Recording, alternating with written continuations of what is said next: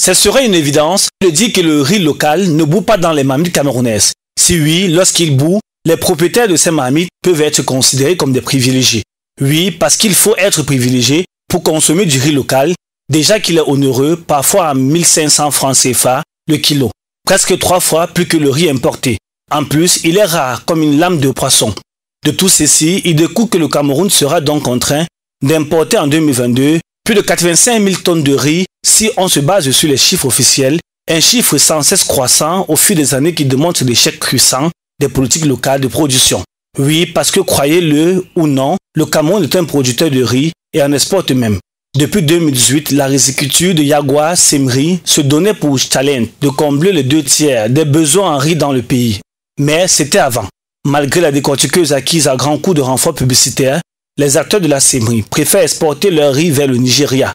Et que dire du bassin de production de Ndop dans le nord-ouest, aujourd'hui sinistré à cause de la crise sécuritaire qu'on y vit.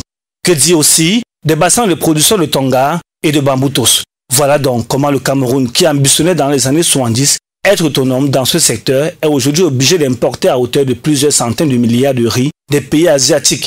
Et comme si cela ne suffisait pas, l'importation est aux mains de quelques privilégiés qui font la pluie et le beau temps, selon les intérêts et la ménagère nous dira, pour ce qui est du riz local, que c'est cuit.